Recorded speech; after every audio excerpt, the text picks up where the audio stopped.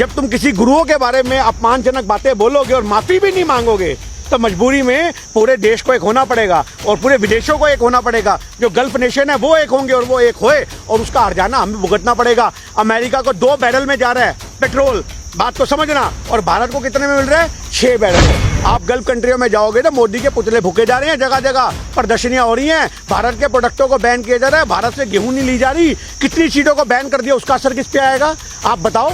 अगर आप import ban करोगे, एक्सपोर्ट को रोकोगे तो उससे क्या आम जनता पे फर्क नहीं पड़ेगा? हमारे देश के किसानों पे फर्क नहीं पड़ेगा? नपूर शर्मा के घर पे चलाओ बुलडोजर, नवीन जिंदल की प्रॉपर्टी जब्त करो, अरबों पर तुमने बना के छोड़ा हुआ है। अपने जो गुर्गे पाल रखे हैं उनका कब इंतजाम करोगे योगी जी?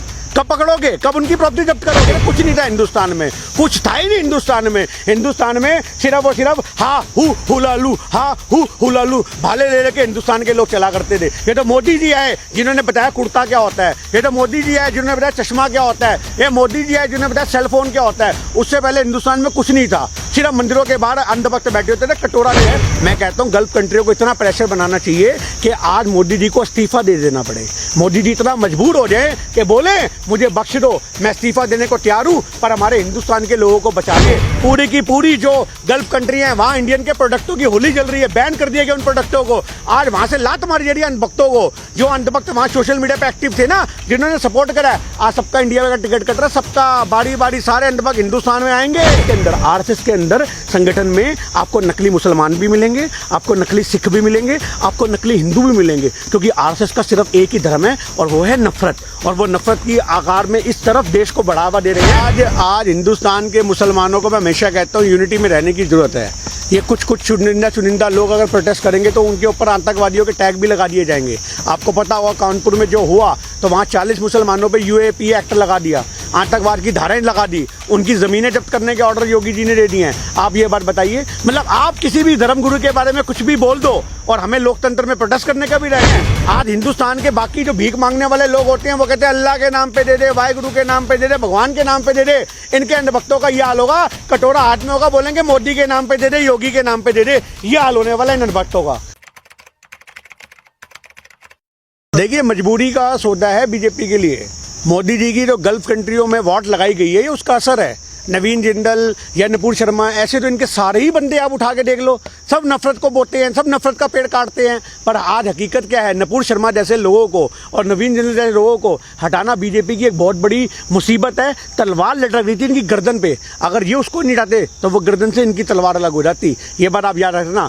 आज इन शॉर्ट में जो हमारे देश में ये माहौल बनता जा रहा है, ये सारा माहौल जो बना है गल्फ कंट्रियों के प्रेशर में बना है। क्योंकि आपको पता होगा मोदी जी का जो कारनामे हैं जो इन्होंने करा वो विदेशों तक गूंज जाती है और विदेशों में पूरी थूथू हो रही है। तो नपूर शर्मा को हटाना बीजेपी की मजबूरी है और ये सिर्फ सोशल मीडिया पे ड्रामा है, अंदर से ये सब एक ही है। लेकिन अगर भारत की बात करें, भारत के भी तो लोग लगातार कह रहे थे ना, लेकिन भारत के लोगों पे नहीं किया। मतलब भारत के लोग जब कह रहे थे कि उनको गिरफ्तार किया जाए तो प्रोटेस्ट भी हुए, लेकिन आप कानपुर में देख लीजिए हाल ही में किस तरीके से प्रोटेस्ट हुआ। गल्फ कंट्रीज के क्या इतना देखिए आज हिंदुस्तान के मुसलमानों को मैं हमेशा कहता हूँ यूनिटी में रहने की जरूरत है। ये कुछ चुनिंदा लोग अगर प्रोटेस्ट करेंगे तो उनके ऊपर आतंकवादियों के टैग भी लगा दिए जाएंगे। आपको पता होगा कानपुर में जो हुआ तो वहाँ 40 मुसलमानों पे यूएपी एक्ट लगा दिया, आतंकवाद की धाराएं लगा दी, उनकी जमीनें जब्त करने के ऑर्डर योगी जी ने दे दिए हैं। आप ये बात बताइए, मतलब आप किसी भी धर्मगुरु के बारे में कुछ भी बोल दो और हमें लोकतंत्र में प्रोटेस्ट करने का भी राइट नहीं। कमाल की बात है। आप वहाँ पे पूरा का पूरा अगर कुछ अच्छा होता है तो योगी जी, मोदी जी, कुछ बुरा होता है तो ये पल्ला झाड़ लेते हैं। आज अगर ये इतना बड़ा माहौल आपको देखने को मिला कानपुर में, इसका जिम्मेदार कौन है? योगी सरकार का इस्तीफा होना चाहिए भैया, मांग होनी चाहिए इस्तीफे की। क्यों नहीं मांग की जाती? तो यही चीज समझने की बात है कि अच्छा होगा तो मोदी, बुरा होगा तो कांग्रेस, नेहरू, ये जिन्ना, सबकी कब्रें खोदना शुरू कर देते हैं। तो यही सबसे बड़ी बात आपको समझने की जरूरत है। कह रही ना कि हम बुलडोजर चलाने के लिए तैयार। देखिए बुलडोजर क्या बुलडोजर चलाएगी, नफरत पे बुलडोजर चलाओ, नपूर शर्मा के घर पे चलाओ बुलडोजर, नवीन जिंदल की प्रॉपर्टी जब्त करो, अरबों पर तुमने बना के छोड़ा हुआ है। अपने जो गुर्गे पाल रखे हैं उनका कब इंतजाम करोगे योगी जी? कब पकड़ोगे? कब उनकी प्रॉपर्टी जब्त करोगे? आज सही मायने में बात यह है कि हिंदुस्तान के मुसलमान अगर आवाज उठाते हैं तो उनको दबाने के लिए पूरा सिस्टम काम करता है, पूरा सिस्टम। पर आज गल्फ कंट्री ने जब इनके खिलाफ धावा बोल दिया, मोर्चा खोल दिया, तो इनको अक्ल ठिकाने आ गई कि विदेशों में हमारी क्या क्या थू हो रही है। आपको पता होना चाहिए पूरी की पूरी जो गल्फ कंट्री है वहाँ इंडियन के प्रोडक्टों की होली जल रही है, बैन कर दिया गया उन प्रोडक्टों को। आज वहाँ से लात मारी जा रही है अंधभक्तों को, जो अंधभक्त वहाँ सोशल मीडिया पे एक्टिव थे ना, जिन्होंने सपोर्ट करा। आज सबका इंडिया का टिकट कट रहा है, सबका आपका बारी बारी सारे अंधभक्त हिंदुस्तान में आएंगे और यहाँ आके सिर्फ मोदी मोदी करेंगे, रोटियां खत्म तुम्हारी भी। अंधभक्तों, विदेशों में बैठ के गल्फ कंट्री ने तुम्हें कितना दिया खाने को, आज सब तुम्हारा बराबर होगा क्योंकि तुम्हें वहां से लात मारी जा रही है। ये चीज समझने की बात है। जब तुम किसी गुरुओं के बारे में अपमानजनक बातें बोलोगे और माफी भी नहीं मांगोगे तो मजबूरी में पूरे देश को एक होना पड़ेगा और पूरे विदेशों को एक होना पड़ेगा। जो गल्फ नेशन है वो एक होंगे और वो एक होए और उसका हर्जाना हमें भुगतना पड़ेगा। अमेरिका को 2 बैरल में जा रहा है पेट्रोल, बात को समझना, और भारत को कितने में मिल रहा है? 6 बैरल में। आप इस चीज को समझो, $6 बैरल में हमें पेट्रोल मिलेगा, उनको $2 के अंदर 1 बैरल पेट्रोल मिलेगा। आज इस चीज को समझो कि हमारे ऊपर अभी कितनी मार पड़ने वाली है। ये इन्होंने अरब कंट्रियों से पंगा लेके सोए हुए शेर की पूंछ पे पैर रख दिया बीजेपी ने, सोए हुए शेर की पूंछ पे। अब वो जब शेर धाड़ रहे हैं तो ये भागते फिर रहे हैं। मोदी जी, आपको सोचना चाहिए, आपके सारे पालतू नेता, सारे के सारे पालतू नेता सिर्फ नफरत बांटते हैं क्योंकि उनको चलाने वाला आरएसएस है। जो आरएसएस है वो देश में सिर्फ और सिर्फ हिंदुत्व को मजबूत करने के लिए मुसलमानों के खिलाफ काम करता है। इस चीज को हमें समझने की जरूरत है। भारत को तोड़ोगे तो विदेशों से नाता भी टूटेगा। आज वही चीज देखने को मिल रही है। प्रेसिडेंट को भेज दिया जा रहा है कतर पे वापस। मैं कह रहा हूँ इनको जगह जगह से वापस भेजा जाएगा। आपको क्या लग रहा है अभी तो सोशल मीडिया पे जो वहां पे मोदी जी के पुतले फूके जा रहे हैं वो तो नेशनल मीडिया दिखाई नहीं रहा। आप इस चीज को समझो, आप गल्फ कंट्रियों में जाओगे तो मोदी के पुतले फूके जा रहे हैं, जगह जगह प्रदर्शनियां हो रही हैं, भारत के प्रोडक्टों को बैन किया जा रहा है, भारत से गेहूं नहीं ली जा रही, कितनी चीजों को बैन कर दिया, उसका असर किस पे आएगा? आप बताओ। अगर आप इंपोर्ट बैन करोगे, एक्सपोर्ट को रोकोगे तो उससे क्या आम जनता पे फर्क नहीं पड़ेगा? हमारे देश के किसानों पे फर्क नहीं पड़ेगा? हमारे देश के जो रिटेल का बिजनेस व्यापार होता है, थोक विक्रेता का व्यापार होता है, खुदरा व्यापार होता है, आज भारत के अंदर 12 लाख करोड़ का खुदरा व्यापार है, आज सारा का सारा प्रभावित होगा। किसकी वजह से? सिर्फ मोदी जी की वजह से। अरे देश के लोग भूखे मरने के हालात में हैं जी। आत्मनिर्भर भारत। अरे आत्मनिर्भर, हमारे देश को तो इन्होंने कटोरा पकड़ा दिया। आधा हिंदुस्तान आज कटोरा लेके सड़कों पे घूम रहा है। आप इस चीज को समझो, हमारे देश में कुछ नहीं बचा। और अंधभक्त उसी प्रजातियों से बिलोंग करते हैं जिनके हाथ में कटोरा है, पर उसमें भी ये क्या करते हैं, आज हिंदुस्तान के बाकी जो भीख मांगने वाले लोग होते हैं वो कहते हैं अल्लाह के नाम पे दे दे, वाहिगुरु के नाम पे दे दे, भगवान के नाम पे दे दे। इनके अंधभक्तों का ये हाल होगा, कटोरा हाथ में होगा, बोलेंगे मोदी के नाम पे दे दे, योगी के नाम पे दे दे। ये हाल होने वाला है इन अंधभक्तों का। आप इस चीज को समझो। नमाज पढ़ने की तो आजादी थी, लेकिन हिंसा करने की आजादी तो नहीं है ना। मैंने आपको कब बोला कि कौन हिंसक है कौन नहीं है? आप जांच करो।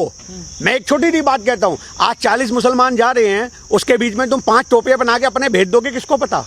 किसको पता? आप कैसे पता लगा लोगे? उनके आईडी निकालोगे ना। आदि कितनी सोशल मीडिया पे वीडियो दिखती हैं, बुरखे पहन के औरतें निकलती हैं और माथे पे सिंदूर लगा होता है जब उनके बुरखे हटाए जाते हैं। इस चीज को समझने की जरूरत है। किसान आंदोलन में कितने नकली सरदार पकड़े हमने, जिनके बाल ही नहीं है, केश ही नहीं है जिनके, और पगड़ियां पहन रखी हैं, दाढ़ियां कटी हुई हैं। इस चीज को समझने की जरूरत है। ये हर जगह, और वही बंदे जो थे शराबे पीते रहे किसान आंदोलन में, जब उनको पकड़ के उनकी पग उतारी गई तो देखा बाल भी कटे हुए हैं उनके केश ही नहीं है, वो नकली सरदार थे। तो वो कौन थे? वो सिर्फ आरएसएस के अंदर संगठन में आपको नकली मुसलमान भी मिलेंगे, आपको नकली सिख भी मिलेंगे, आपको नकली हिंदू भी मिलेंगे, क्योंकि आरएसएस का सिर्फ एक ही धर्म है और वो है नफरत। और वो नफरत की आकार में इस तरफ देश को बढ़ावा दे रहे हैं कि पूरे हिंदुस्तान में नफरत की होली जलने वाली है। हिंदुस्तान के अंदर पूरी नफरत की लपटें उठेंगी और उन लपटों में हिंदुस्तान जल रहा है। ये चीज समझने की जरूरत है। भागवत ने अभी एक बयान दिया था, उन्होंने कहा था हमारा लक्ष्य खाली राम मंदिर को बनवाना था, उसके बाद हम खुद नहीं चाहते कि कोई और मस्जिद तोड़ी जाए। तो कहीं ना कहीं इस तरीके के बयान देते हुए दिखाई दे रहे हैं। किस तरीके से देखते हैं? हाँ, तो बीजेपी प्रचार करे, जगह जगह मस्जिदों के पोस्टर लगाए, हम सारी मस्जिदों को खुद सुरक्षा देंगे। कितने हिंदू संगठन वाले मस्जिदों के बाहर पहरा दें, जो तोड़ने वाले आ रहे हैं उनको पकड़े, भैया मस्जिद क्यों तोड़ रहे हो? कोर्ट के आगे खुद ही यहाँ पे अपनी रिपोर्टें पेश करेगी कोर्ट में कि हम इस मस्जिद को टूटने नहीं देंगे। अरे बात करते हैं यार, ये खुद मिले हुए सारे थाली के चट्टे बट्टे हैं। ये भागवत बड़े लीडर के मुंह से कुछ निकलवाओ, छोटे गुड़ के कुछ करें। आप इस चीज को देखो, मतलब कुल मिलाकर के हमारे ऊपर बात ना है, हमारे बंदों ने कर दिया जी, हमें क्या पता लगा? आप इस चीज को समझो। तो आज यही चीज समझने की जरूरत है। हमारे देश के अंदर जो गल्फ कंट्रियों का प्रेशर पड़ रहा है, नपूर शर्मा का जो ताल्लुक है और आज उसको निकालने का जो ताल्लुक है, माफी मंगवाने का ताल्लुक है, मैं कहता हूं गल्फ कंट्रियों को इतना प्रेशर बनाना चाहिए कि आज मोदी जी को इस्तीफा दे देना पड़े। मोदी जी इतना मजबूर हो जाए कि बोले मुझे बख्श दो, मैं इस्तीफा देने को तैयार हूं, पर हमारे हिंदुस्तान के लोगों को बचा लो। आज सही मायने में जो पेट्रोल मैंने आपको बताया कि उनको $2 प्रति बैरल मिल रहा है और हमें $6 प्रति बैरल मिल रहा है, इसका असर किस पे आएगा? हिंदुस्तान पे आएगा या नहीं आएगा? भारत पे आएगा या नहीं आएगा? आज मोदी जी आपको नैतिकता के आधार पे इस्तीफा देना चाहिए। अगर आप सही मायने में भारत की जनता के हितैषी हो तो आप इस्तीफा दे दो, शायद आपके इस्तीफे से देश का माहौल बदल जाए, वरना देश का माहौल इस कदर आपने कर दिया है कि हिंदुस्तान डूबने की कगार पर पहुंच चुका है। इसके जिम्मेदार सिर्फ आपके नेता और आपकी नीतियां हैं। अंधभक्त ये भी तो कहते हैं 2014 के बाद अगर माना जाए तो देश आजाद हुआ, देश डेवलप्ड हुआ, उससे पहले देश में कुछ भी नहीं। हाँ बिल्कुल कुछ नहीं था। उससे पहले हम आदिवासी थे, केले के पत्ते बांध के घूमते थे, ना कोई गाड़ी थी ना कोई घोड़ा था, कुछ नहीं था। एरोप्लेन नाम की कोई चीज नहीं होती। चिड़िया की तरह जैसे मोदी जी ड्रोन अपना उड़ा रहे हैं, हम भी चिड़िया और चीलों पे बैठ के विदेशों में जाया करते थे। कुछ नहीं था हिंदुस्तान में, कुछ था ही नहीं हिंदुस्तान में। हिंदुस्तान में सिर्फ और सिर्फ हा हु हुलालू, हा हु हुलालू भाले ले लेके हिंदुस्तान के लोग चला करते थे। ये तो मोदी जी आए जिन्होंने बताया कुर्ता क्या होता है, ये तो मोदी जी आए जिन्होंने बताया चश्मा क्या होता है, ये मोदी जी आए जिन्होंने बताया सेलफोन क्या होता है। उससे पहले हिंदुस्तान में कुछ नहीं था, सिर्फ मंदिरों के बाहर अंधभक्त बैठे होते थे कटोरा लेकर के। ये था हिंदुस्तान। ये सब बनाया मोदी जी ने, ये पेड़ मोदी जी ने उगाए, ये हवाएं मोदी जी ने बनाई, ये सूरज चांद भी थोड़े दिन में आपको सुनने को मिलेगा, ये मोदी जी की देन है। ये प्रकृति बसाने वाले मोदी जी है। थोड़े दिन बाद इनको बताएंगे ब्रह्मा के अवतार हैं, थोड़े दिन बाद ये विष्णु के अवतार हैं। हमारे देश में ऐसा नैरेटिव सेट कर दिया जाएगा कि अंधभक्त इसको प्रिटेंड करेंगे, प्रोटेक्ट करेंगे। हाँ हाँ ये पेड़ मोदी जी ने लगाया था पिछले सालों, ये तभी हुआ है। भगवान है। देखिए किन के लिए भगवान है? अंधभक्तों के लिए बिल्कुल भगवान है भाई। आप इस चीज को समझो। जो डाकू होते थे ना वो शैतानों की पूजा करते थे और उन पर टीका लगा के थे माँ भवानी करते थे। शैतानों को भी पूजने वाले होते थे, भवानी माँ को तो पूजते थे, शैतानों की पूजा करते थे। तो आज ये चीज समझने की जरूरत है। जो आपको बड़े बड़े तांत्रिक दिखते हैं ना, हम भगवानों की पूजा करते हैं, तांत्रिक शैतानों की पूजा करते हैं। तो ये अंधभक्त शैतानों की पूजा करने वाले लोग हैं, भगवानों से तो इनका वास्ता ही नहीं है। इंसान से तो गलती हो जाती है ना सर। नुपुर शर्मा को माफ कर दीजिए ना। तो माफ कर दिए। नाक रगड़े। आज प्रॉपर्ट मोहब्बत के बारे में जो उसने बोला, नाक रगड़े, मस्जिदों में जाके माथा टेके, मुसलमान भाइयों से बहनों से गले मिले।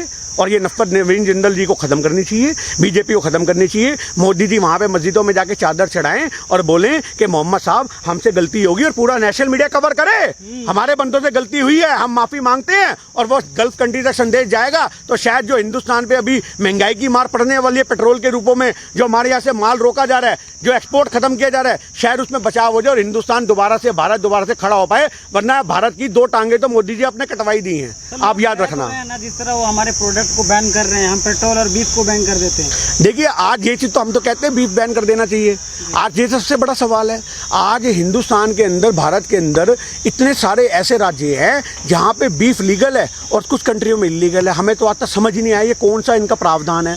आप इस चीज को समझो। आपको पता है अकेला यूपी एक ऐसा राज्य है जिसको ये राम राज्य की बात करते हैं, सबसे बड़ा बीफ का एक्सपोर्ट अगर कहीं से होता है तो वो यूपी से होता है। लीगल लाइसेंस है लोगों के पास वहां पे सांड को काट के मार के बेचने के लिए। वहां ये कहते हैं जो भैंस दूध नहीं देती किस काम की, काट मारो। कहाँ योगी जी आपका प्रशासन, कहाँ जाता है? आप इस चीज को समझो। आज इतना बड़ा जो बीफ का एक्सपोर्ट होता है, आप उसको इंटरनेट पे गूगल पे पढ़ना, उसके संस्थापक कौन है, उसको चलाने वाले कौन है? आरएसएस के बंदे हैं, बीफ का व्यापार करने वाले। और ये मुसलमानों पे कहते हैं आधे से ज्यादा लाइसेंस हैं बीफ काट के बेचने के, वो भी मुसलमानों के पास नहीं है, वो भी इनके आरएसएस के बंदों के पास है। आप ये बात कहते हो केरल के अंदर वहां पे कहते हैं गायें यम्मी है जी, गाय मम्मी बाकी जगह पहुंच जाती है। अरे हम तो खुद गाय रक्षक हैं भाई। आप मेरे सामने एक गाय को वट्टा मार के देखो, मैं आपका सर फाड़ दूंगा। आप मार के दिखाओ किसी भी जीव को, जंतु को मेरे सामने। पर सच्चाई ये है कि बीजेपी ये सोचती है कि अगर कहीं से गाय कटने से हमें वोट मिल रहे हैं तो हम कटने देंगे, पर जहां गाय को बचाने से वोट मिलेंगे वहां हम बचाएंगे। ये चीज समझने की बात है। ये गलत राजनीति को खत्म करने की जरूरत है। दोहरी राजनीति को किस तरीके से देख रहे हैं आप? एक तरफ गाय बचाने की बात होती है, दूसरी तरफ गाय को, केरल की आपने बात की, केरल में खुद बीजेपी सरकार जो है वो कहीं ना कहीं प्रमोट करती है गाय को। देखिए मैं आपसे ये तो कहता हूँ, वोट बैंक की राजनीति है ना भाई, ये तो भारत के लोगों को समझना चाहिए ना। अगर जो गौ रक्षक दल बने हुए हैं, हम आपका साथ देंगे, हम कांग्रेस के सिपाही आपका साथ देंगे, गली गली आपके साथ घूमेंगे। जो गाय काटने वाले होंगे उनके हाथ पर बांध देंगे, सबको बिठा देंगे कोने में कि भैया कैसे काट रहे हो। पर सच्चाई यही है कि जिन व्यापारों से इनको लाखों करोड़ रुपए का चंदा आता है, ये उसे कैसे खत्म कर देंगे। ये चीज समझने की बात है। हमारे लिए गाय केरल में भी मम्मी है, हमारे लिए गाय दिल्ली में भी मम्मी है, और वो हमारी मात्र है और हम उसको माँ के रूप में देखते आए हैं। गाय का दूध पी के हम भी बड़े हुए हैं, भैंस का दूध पी के हम भी बड़े हुए हैं। आज कोई गाय को, भैंस को डला भी मारता है तो हमारे कलेजे में तलवार ऐसे लगता है किसी ने खोप दी हो। पर अंधभक्तों को समझने की जरूरत है कि ये आपकी सरकार बीजेपी की कहीं गाय को कटवा के वोट लेती है, कहीं गाय को माला पहनवा करके वोट लेती है। ये आपको समझने की जरूरत है।